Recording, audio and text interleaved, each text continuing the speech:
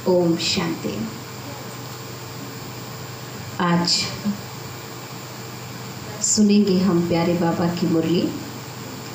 आज 1-8 के बाबा के मधुर महावाक्य हैं और आज प्यारे बाबा ने खास हम बच्चों को पाप कर्मों से मुक्ति दिलाने की विधि बताई है कि हम कैसे पाप कर्मों से मुक्ति प्राप्त कर सकते हैं, और उसकी विधि भी बताई है कि hear no evil see no evil, क्योंकि जब हम बुरा ना सुनेंगे ना देखेंगे तब ही हमारे संस्कारों में परिवर्तन आएगा, हमारी वृत्ति बदलेगी, हमारी दृष्टि बदलेगी और उससे हमारा सृष्टि का परिवर्तन भी सहज हो जाएगा। तो खास बाबा ने हमें इन बातों पर बहुत गहराई से समझाया कि बच्चे आप सबको ध्यान रखना, अपने आप को पावन बनाने का कार्य करना है। तो सुनेंगे आगे की मुरली हम कि बाबा हमें क्या क्या और भी इशारे दे रहे हैं कि हम अपनी वृत्ति दृष्टि से इस भारत को स्वर्णिम भारत बना सकते हैं। तो आज 1-8 के 20 के महावाक्य। बाबा बोले, मीठे बच्चे, तुम्हें पढ़ाई से अपनी कर्मातीत अवस्था बनानी है, साथ साथ पति से पावन बनाने का रास्ता भी बताना है, रूहानी सर्विस भी करनी है। प्रश्न, कौन सा मंत्र याद रखो तो पाप कर्मों से बच जाएंगे? उत्तर, बाप ने मंत्र दिया है hear no evil see no evil. यही मंत्र याद रखो, तुम्हें अपनी कर्मेंद्रियों से कोई भी पाप कर्म नहीं करना है। कलयुग में सबसे पाप कर्म ही होते हैं, इसलिए बाबा ये युक्ति बताते हैं, पवित्रता का गुण धारण करो, यही नंबर 1 गुण है। ओम शांति। बच्चे किसके सामने बैठे हैं बुद्धि में ज़रूर चलता होगा, हम पतित पावन सर्व के सदगति दाता अपने बेहद के बाबा के सामने बैठे हैं। बल ब्रह्मा के तन में है तो भी याद उनको करना है। मनुष्य कोई सर्व के सदगति नहीं कर सकते, मनुष्य को पतित पावन नहीं कहा जाता। बच्चों को अपने को आत्मा समझना पड़े, हम सब आत्माओं का बाप वह है और वह बाप हमको स्वर्ग का मालिक बना रहे हैं। यह बच्चों को जानना चाहिए और फिर खुशी भी होनी चाहिए। यह भी बच्चे जानते हैं हम नरकवासी से स्वर्गवासी बन रहे हैं। बहुत सहज रास्ता मिल रहा है, सिर्फ याद करना है और अपने में दैवी गुण भी धारण करने हैं। बहुत ही सहज विधि बाबा ने हम बच्चों को बताई है। अपनी जांच रखनी है, नारद का मिसाल भी है। ये सब दृष्टांत ज्ञान के सागर बाप ने दिए हैं। जो भी सन्यासी आदि दृष्टांत देते हैं वह सब बाप के दिए हुए हैं। भक्ति मार्ग में सिर्फ गाते रहते, कछुए का, सर्प का, भ्रमरी का दृष्टांत देंगे, परंतु खुद कुछ भी जानते नहीं हैं। बाबा संगम पर आता है, आकर हमें ज्ञान की बातें बताता। ये बच्चे जो भी दृष्टांत है तुम बच्चों के यादगार बने हुए हैं। भक्ति मार्ग में फिर रिपीट करते रहते हैं, भक्ति मार्ग है ही पास्ट का। इस समय जो भी प्रैक्टिकल होता है उसका फिर कायम भी होता है। भले देवताओं का जन्मदिन अथवा भगवान का जन्मदिन मनाते हैं, परंतु जानते जैसे कि कुछ भी नहीं है। तुम बच्चे अर्थ सहित बता सकते हो कि क्यों हम जन्मदिन मनाते हैं। अभी तुम समझते हो, बाप से शिक्षा लेकर के पति से पावन भी बनते हो और पतितों को पावन बनाने का रास्ता भी बताते हो। यह है तुम्हारी मुख्य रूहानी सर्विस कि खुद सीखकर औरों को सिखाना। पहले कोई को भी आत्मा का ज्ञान देना है। तुम आत्मा हो, आत्मा का भी किसको पता नहीं है, आत्मा तो अविनाशी है। जब समय होता है आत्मा शरीर में आकर प्रवेश करती है, तो अपने को घड़ी घड़ी आत्मा समझना है। हम आत्माओं का बाप परम पिता परमात्मा है, परम टीचर भी है, वो हमारा परम गुरु भी है और परम हमारा पिता भी है। ये भी हरदम बच्चों को याद रहना चाहिए, ये भूलना नहीं चाहिए।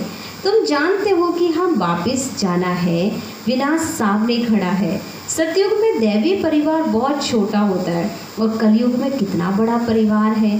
फिर भी बाबा कहते सुकून नहीं है, पर वहाँ पर बहुत छोटा परिवार है, पर बहुत सारी खुशियाँ रहती हैं। अनेक धर्म, अनेक मतें हैं, सतयुग में ये कुछ भी होता नहीं है। बच्चों को सारा दिन बुद्धि में ये बातें लानी चाहिए और यह पढ़ाई हर टाइम करनी चाहिए। उस पढ़ाई में तो कितने किताब आदि होते हैं, हर एक क्लास में नए नए किताब खरीद करने पड़ते हैं। यहाँ तो कोई भी किताब व शास्त्रों आदि की कोई बात यहाँ पर करनी ही नहीं है। इसमें तो एक ही बात है, एक ही पढ़ाई है। यहाँ जब ब्रिटिश गवर्नमेंट थी, राजाओं का राज था, तो स्टैंड पे भी राजा रानी के सिवाय और कोई का फोटो नहीं डालते थे। आजकल तो देखो भक्त आदि जो भी होकर गए हैं उनकी भी स्टैंप बनाते रहते हैं। इन लक्ष्मी नारायण का राज होगा तो भी जो चित्र एक ही महाराजा महारानी का होगा ना, ऐसे नहीं जो पास्ट देवताएं होकर गए हैं उनके चित्र मिट गए हैं, नहीं। पुराने देवताओं के चित्र भी बहुत दिल से लगाते हैं, क्योंकि भारतवर्ष में जो भी पुरानी चीज़ें हैं उन चीज़ों का भारतवासी बहुत महत्व रखते हैं।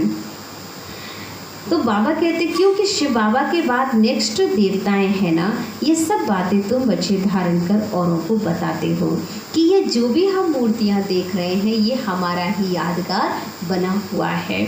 ये है बिल्कुल नई पढ़ाई, तुमने ये सुनी थी और पद भी पाया था और कोई नहीं जानते। तुम बच्चे जो कुछ भी यहाँ पढ़ते हो तुम्हें ये बात स्मृति में रहती है कि हमने कल पहले भी ये बातें सुनी थी।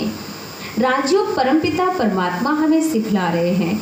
महाभारत लड़ाई में भी मशहूर है। क्या होता है सो भी आगे चल देखेंगे तुम। कोई क्या कहते हैं, कोई क्या कहते हैं। दिन प्रतिदिन मनुष्यों को टच होता जाता है, कहते भी हैं वर्ल्ड वार लग जाएगी। उससे पहले तो बच्चों को अपनी पढ़ाई से कर्मातीत अवस्था प्राप्त करनी है। बाकी असुरों और देवताओं की कोई लड़ाई नहीं होती है। इस समय तुम ब्राह्मण देवी संप्रदाय हो, जो फिर जाकर के देवी संप्रदाय बनते हो। अभी ब्राह्मण संप्रदाय और फिर बनोगे देवी संप्रदाय। इसलिए इस जन्म में दैवी गुण भी तुम्हें धारण करना पड़ेगा। नंबर 1 जो हमारा इस ब्राह्मण परिवार का गुण है और वो है पवित्रता, जो कि इस विद्यालय का फाउंडेशन है। तो बाबा कहते हैं कि जब तक आप पवित्रता को धारण नहीं करेंगे तब तक आप पावन दुनिया में जाने का संकल्प पूरा नहीं कर पाएंगे। तुम इस शरीर द्वारा कितने पाप करते आए हो। आत्मा को ही कहा जाता है पाप आत्मा। आत्मा इन कर्मेंद्रियों से कितने पाप करती रहती है। अब hear no evil, see no evil और टॉक नो एविल।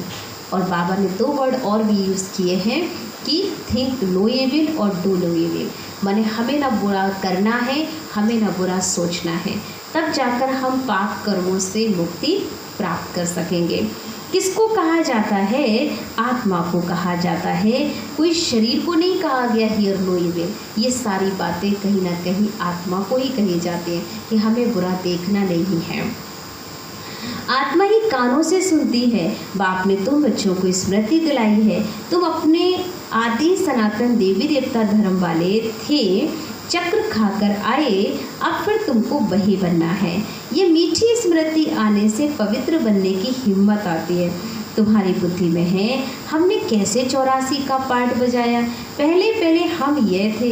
ये कहानी है ना, बुद्धि में आना चाहिए कि ये 5000 वर्ष का खेल चल रहा है, जिसे हम सब ने पार्ट बजा करके अब पूरा किया। अब पुनः फिर ये चक्र रिपीट होगा, तो ये स्मृति में रहना चाहिए।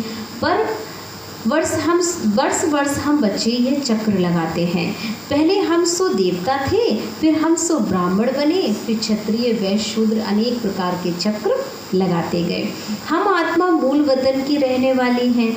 आगे ये जरा भी ख्याल नहीं था। हम आत्माओं का घर है वहाँ से हम आते हैं पार्ट बजाने। सूर्यवंशी चंद्रवंशी बने। अभी तुम ब्रह्मा की संतान ब्राह्मण वंशी हो। तुम ईश्वरीय औलाद बने हो। ईश्वर बैठ तुमको शिक्षा देते, तुम्हें कोई साधारण व्यक्ति यहाँ नहीं पढ़ाता है। ये सुप्रीम बाप भी है तुम्हारा, सुप्रीम टीचर भी है और सुप्रीम गुरु भी है। इसमें उनकी मत पर से हम सब मनुष्यों को श्रेष्ठ मत मिलती है, इसलिए श्रेष्ठ बनाते हैं। मुक्ति जीवन मुक्ति दोनों श्रेष्ठ हैं। हम अपने घर जाएंगे, फिर पवित्र आत्माएं आकर राज करेंगे। यह चक्र हूबहू रिपीट होता है। इसको कहा जाता है स्वदर्शन चक्र। ये ज्ञान की बात है। बाबा कहते हैं तुम्हारा ये स्वदर्शन चक्र रुकना नहीं चाहिए। फिरते रहने से विकर्म विनाश हो जाएंगे। तुम इस रावण पर जीत पा लेंगे, पाप मिट जाएंगे। अब स्मृति आई है सिमरन करने के लिए। ऐसे नहीं माला बैठ सिमरन करनी है। सिमरन तो अपना करना है कि हम क्या थे और आज हम क्या बन गए हैं, और अब पुरुषार्थ जब करेंगे तो हम फिर से वही बन जाएंगे। ये चिंतन करो। आत्मा में अंदर ज्ञान है जो तुम बच्चों को और भाई बहनों को समझाना है। बच्चे भी मददगार तो बनेंगे ना। तुम बच्चों को ही स्वदर्शन चक्रधारी बनाता हूँ। यह ज्ञान में मेरे में है, इसलिए मुझे ज्ञान का सागर मनुष्य सृष्टि का बीज रूप कहते हैं। उनको बागवान भी कहा जाता है। देवी देवता धर्म का बीज शिव बाबा ने ही लगाया है। अभी तुम देवी देवता बन रहे हो। ये सारा दिन सिमरन करते रहो तो भी तुम्हारा बहुत कल्याण है। अगर अपना चिंतन करते रहें तो हमारा बहुत कल्याण होगा। दैवी गुण भी धारण करने हैं, पवित्र भी बनना है। स्त्री पुरुष दोनों इकट्ठे रहते हैं, पवित्र बनते हो। ऐसा धर्म तो होता नहीं है। निर्वर्ती मार्ग वाले तो वह सिर्फ पुरुष बनते हैं, सिर्फ पुरुष बनते हैं। कहते हैं ना स्त्री पुरुष दोनों इकट्ठे पवित्र रह ही नहीं सकते, मुश्किल है। पर बाबा ने आकर के स्त्री को भी पावन बनने की कला सिखाई है। सतयुग में थे ना लक्ष्मी नारायण की महिमा भी गाते हैं। अभी तुम जानते हो बाबा हमको शूद्र से ब्राह्मण बनाए, फिर देवता बनाते हैं। हम ये पूजित से पुजारी बनेंगे, फिर जब वाम मार्ग में जाएंगे तो शिव का मंदिर बनाकर शिव बाबा की पूजा करेंगे द्वापर युग से। तुम बच्चों को अपने 84 जन्मों का ज्ञान है। बाबा ही कहते हैं तुम अपने जन्मों को नहीं जानते हो, मैं बताता हूँ। ऐसे और कोई मनुष्य कह ना सके। तुमको बाप अब स्वदर्शन चक्रधारी बनाते हैं। तुम आत्मा पवित्र बन रही हो। शरीर तो यहाँ पवित्र बन ना सके। आत्मा पवित्र बन जाती है तो फिर अपवित्र शरीर को छोड़ना पड़ता है।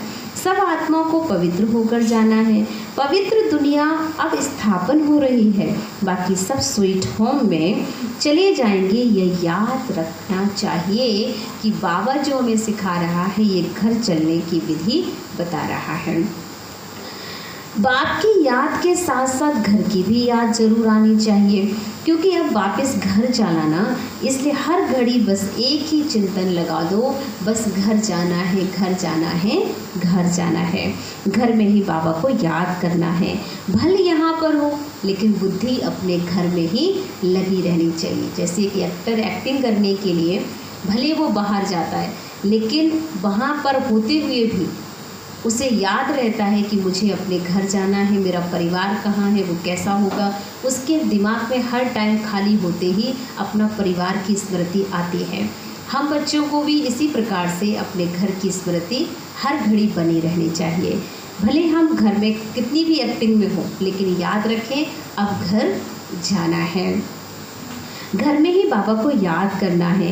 भले तुम जानते हो बाबा इस तन में आकर हमको सुना रहे हैं, परंतु बुद्धि तो परमधाम में स्वीट होम में टूटनी नहीं चाहिए। टीचर घर छोड़कर आते हैं तुमको पढ़ाने, पढ़ाकर फिर बहुत दूर चले जाते।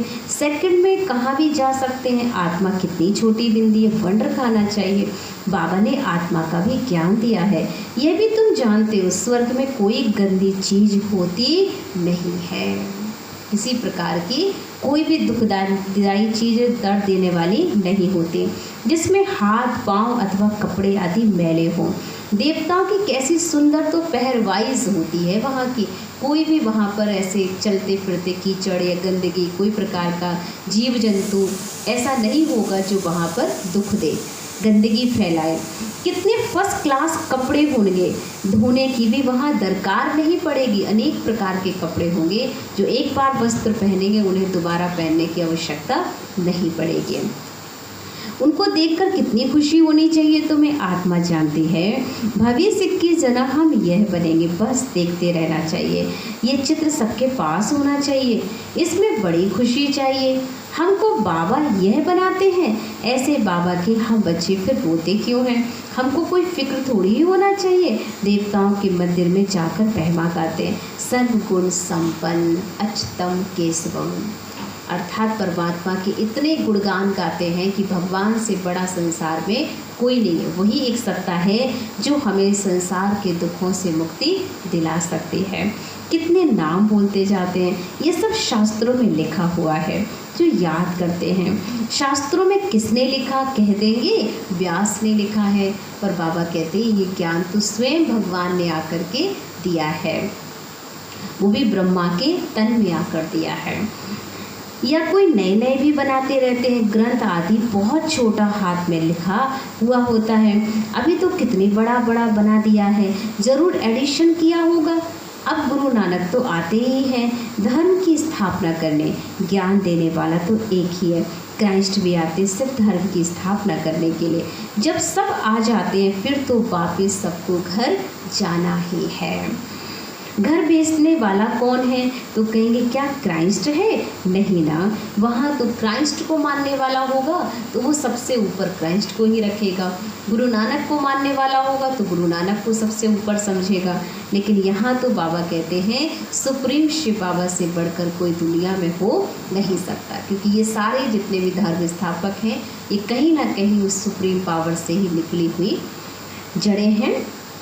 वह तो भिन्न भिन्न नाम रूप में तमो प्रधान अवस्था में आ गए, सतो रजो तमो में आते रहते। इस समय सब तमो प्रधान है, सबकी जड़जड़ी भूत अवस्था हो गई है, क्योंकि सारा वृक्ष ही नीचे से हिल गया है।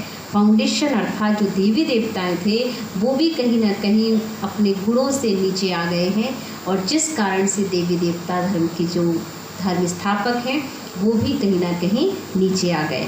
तो बाबा कहते हैं सारा वृक्ष जब जड़ों से हिलता है तो डाल डालियों पर पत्तों पर भी उसका असर अवश्य आता है। पुनर्जन्म लेते लेते इस समय सब धर्म वाले आकर तमो प्रधान बने हैं। अब सबको वापस घर जाना जरूर है, फिर से चक्र फिरना चाहिए। पहले नया धर्म चाहिए जो सतयुग में था, बाप ही आकर के आदि सनातन देवी देवता धर्म की स्थापना करते, फिर विनाश भी होना है, स्थापना विनाश फिर पालना। सतयुग में एक ही धर्म होगा, ये स्मृति आती है ना, सारा चक्र स्मृति में लाना। अभी हम 84 का चक्र पूरा कर वापस घर जाएंगे। तुम बोलते चलते सुदर्शन चक्रधारी हो, वह फिर कहते हैं कृष्ण को सुदर्शन चक्र था, उनसे सबको मारा, अकासुर बकासुर आदि के चित्र दिखाते, परंतु ऐसी कोई बात है नहीं। ये सारी बातें तो बाबा आकर समझाते हैं, ये कोई किसी को अकासुर बकासुरों को मारने की बात नहीं है, ये बुराई को मारने की बात है। जो मनुष्य के अंदर असुर आ गए हैं, जो दुख देने वाले संस्कार आ गए हैं, उन्हें हमें अपने अंदर से मारना है। देवताओं और असुरों की लड़ाई तो हो ना सके। अब असुर है कलयुग में और देवताएं होते हैं सतयुग में, बीच में है संगम युग।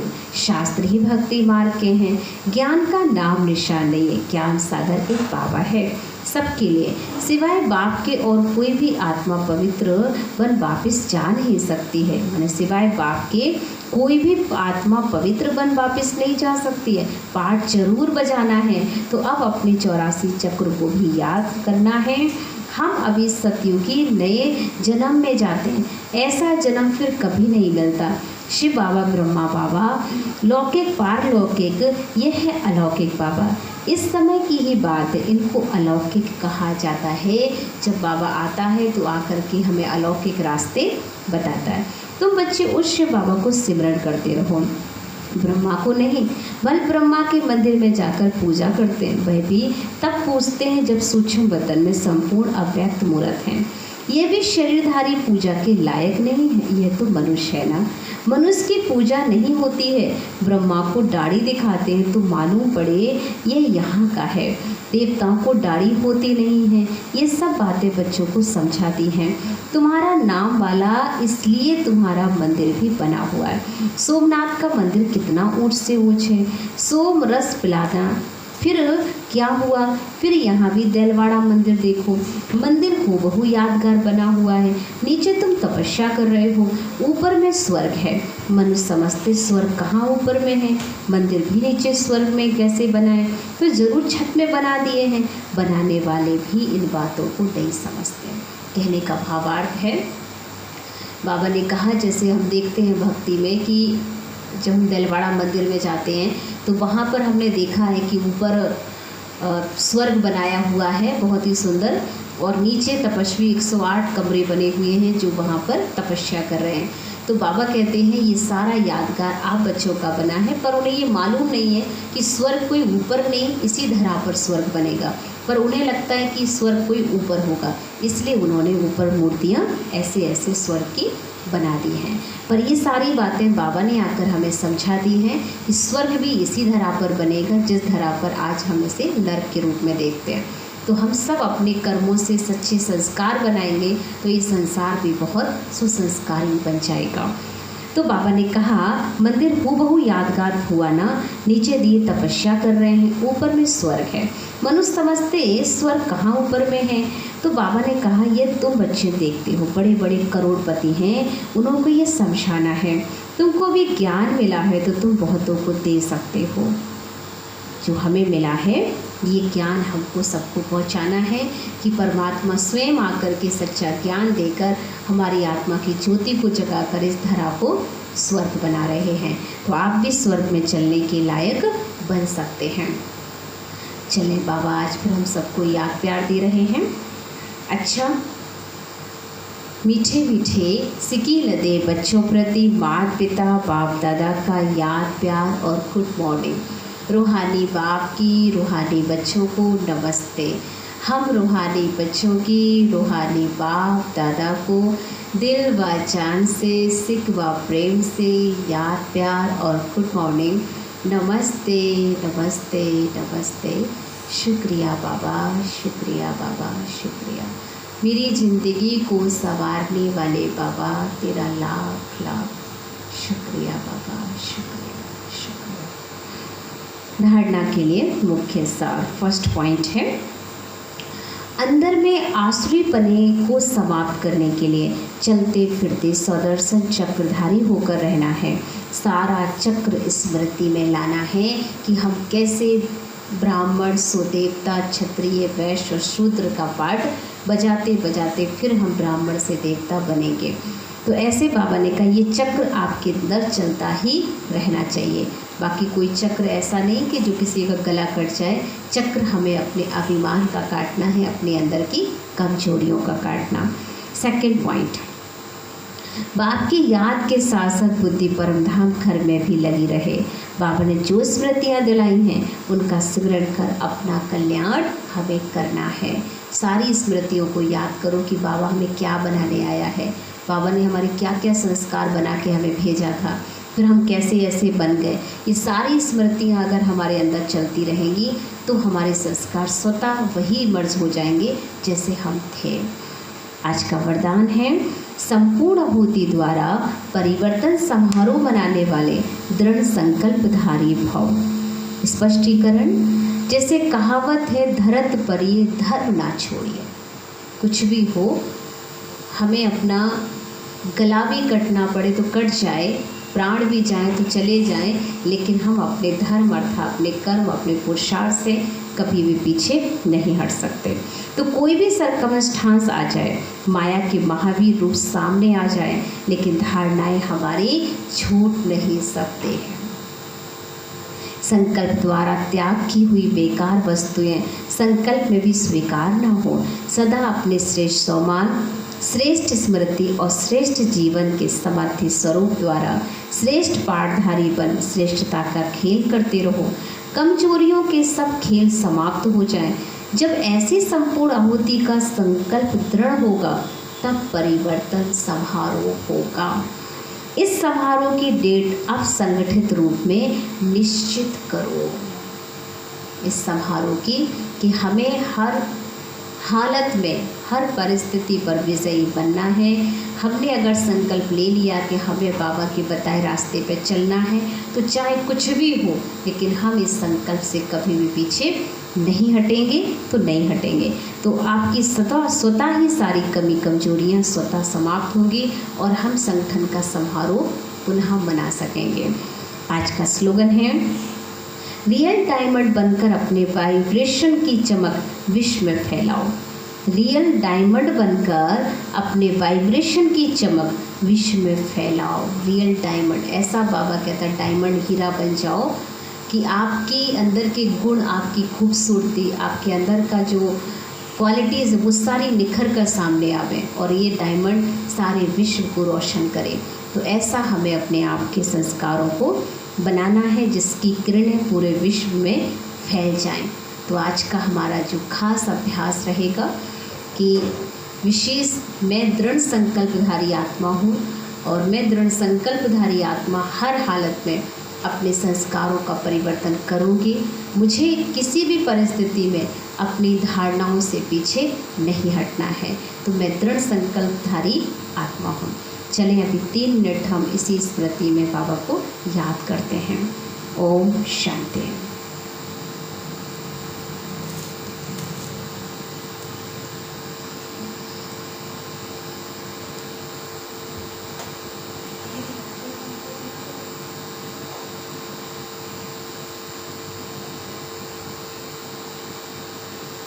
श्रेष्ठ संकल्प करें।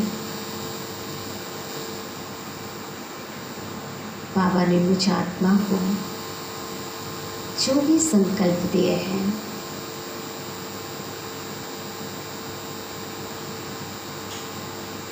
अपनी वाणी को शुद्ध बनाना, अपनी दृष्टि को शुद्ध बनाना, हर एक को पवित्र दृष्टि से देखना, तो मैं ये संकल्प अवश्य ही पूर्ण करूँगी। बाबा की दृष्टि मेरे ऊपर है। स्वयं भगवान मेरा साथी है। तो मैं अपने संस्कार, स्वभाव अवश्य ही परिवर्तन करूँगी, क्योंकि मैं दृढ़ संकल्पधारी आत्मा हूँ।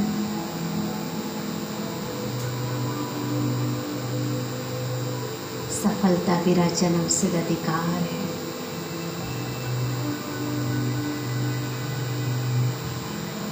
बाबा की दृष्टि अपने ऊपर ले, जिससे कि मैं अपने संकल्पों को पूर्ण कर सकूं। देखते ही रहे बाबा को।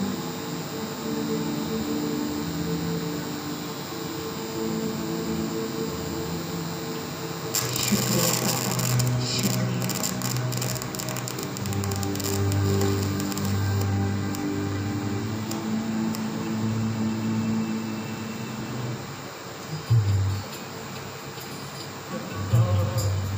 मन जीता है उसने जगत को जीता।